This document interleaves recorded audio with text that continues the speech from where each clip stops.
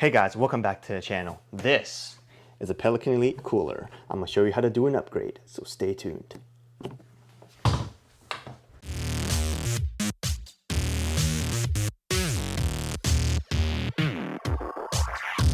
Alright guys, so this is the inside of a Pelican Elite cooler. This particular one is a 70 quart model, and as most of you guys know, or almost anybody who really has a Roto-molded cooler, but particularly on these Pelicans, most of you guys know the weakest part of this cooler is the right here, this gasket. They say it's a freezer grade gasket, but it doesn't, I don't think it seals very well. So today I'm gonna show you how to do an upgrade. So this right here is a Pelican Elite cooler. This is, I think, the second generation 70 quart in white and gray. We just did an ice retention video on this, so make sure you check that one out. But anyways, most of you guys who have Roto-molded cooler, Yeti, Orca, Siberian, whatever, there's a bunch out there. But anyways, most of you guys know that the weakest part of a Roto-molded cooler, or in this case an injection molded cooler, or any cooler like this, is the gasket. Almost every manufacturer says their gasket is a freezer grade gasket, and that may or may not be true. But the weakest part of the coolers, in my opinion, I see are the gaskets. Some of them, their latches are the weakest part, but almost all the Roto-molded coolers or injection molded coolers of this class have a weak gasket, in my opinion. So this is how you do an upgrade.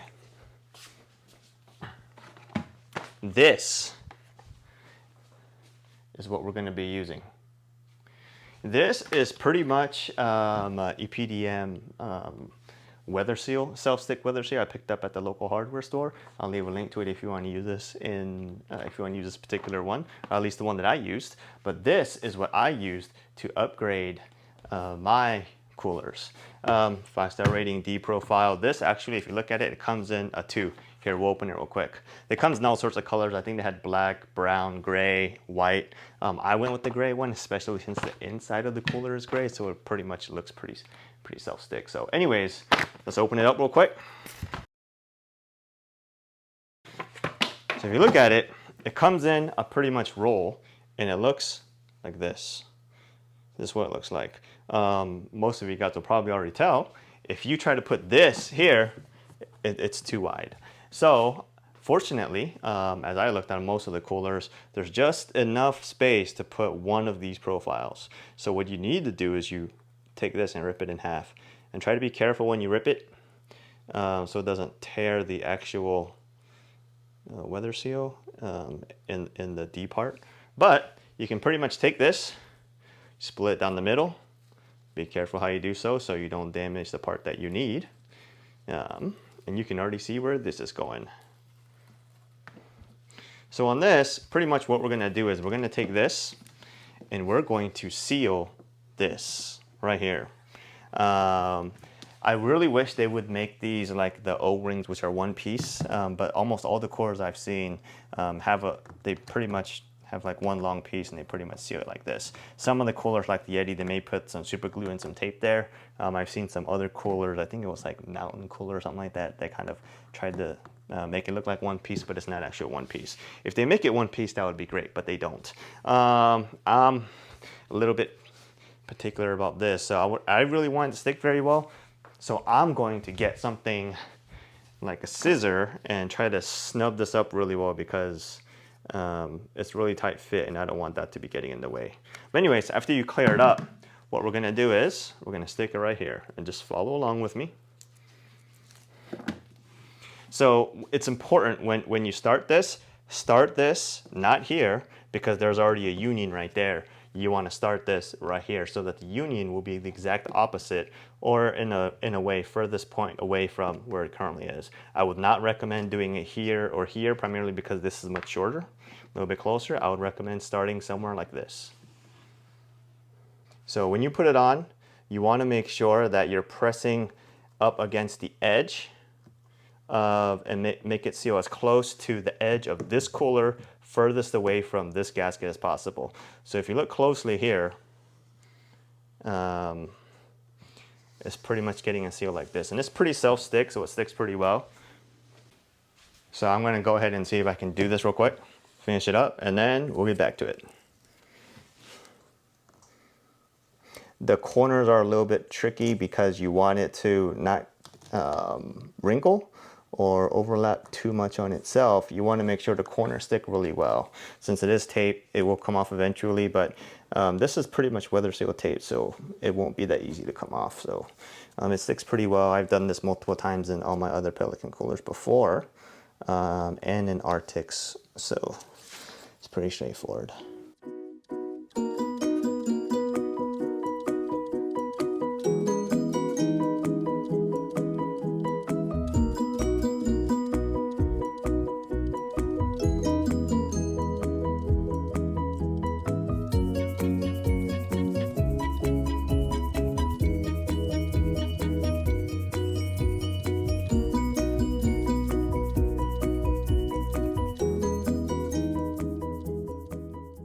Alright guys, so we just finished it up. This is pretty much what it looks like when it's done.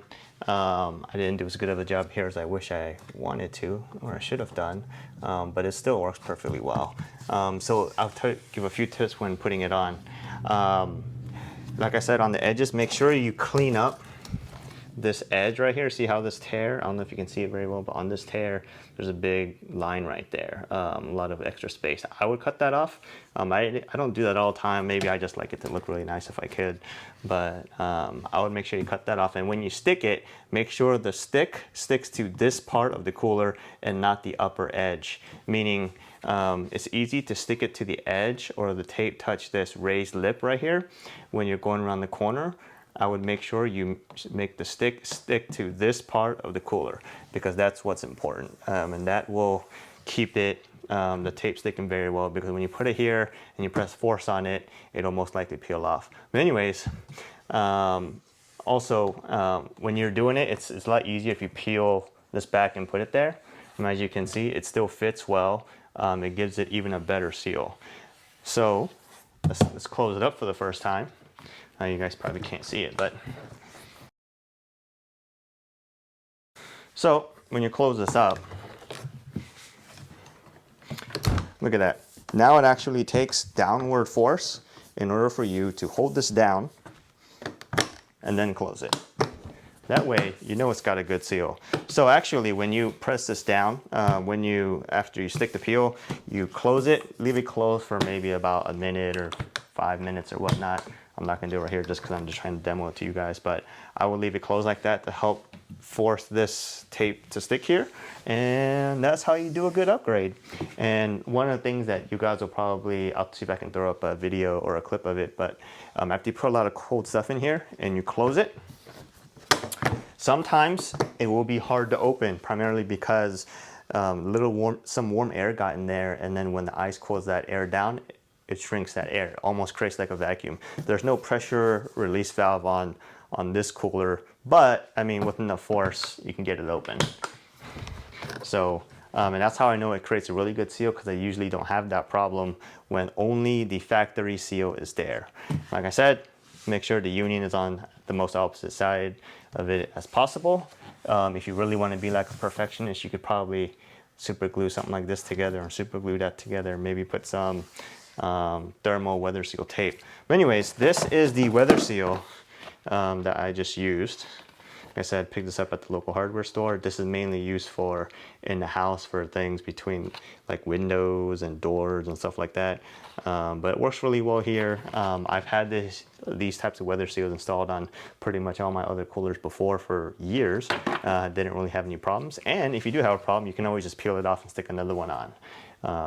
No harm, no foul. So it doesn't really damage the cooler or anything in any way. It can only really give you an upgrade. So if I were you, I would do something like this. It doesn't only have to be in the Pelican. You can pretty much do it in almost any cooler. Like I said, I've done it in RTIC before. I've also done it on the first generation one. I've seen my friends do it on the Yeti, but I haven't done it. I haven't installed it on the Yeti, but I know that it works. So this will give you a good upgrade. I mean, invest maybe, I think it was like $6-7, I'm not entirely sure, and get yourself a good upgrade. Get a good long Pelican cooler to last, and that's how you upgrade your Pelican cooler. So I hope this video has helped you guys out. We just did an ice test on this cooler. I did have the seal installed. I just took it off just to film this video so I can show you guys how to do an upgrade. But anyways, the cooler lasted was about at least 7 or 8 days, depending on if you had the cooler gel or not, in very hot weather, up to 140 degrees. So I know that it works pretty well. Give yourself an upgrade. Hope this video has helped you guys out. And if it doesn't, let me know why. So anyway, so we'll see you guys next time.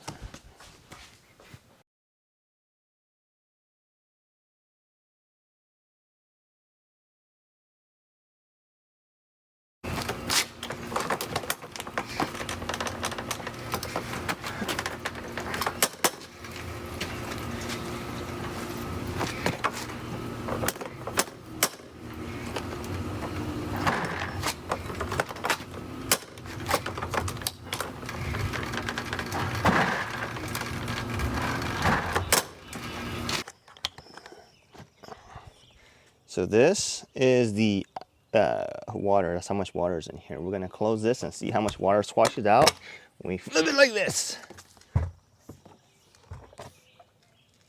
Look at that. I don't know if you can see here, but there's no water coming out of here. No water coming out of there either.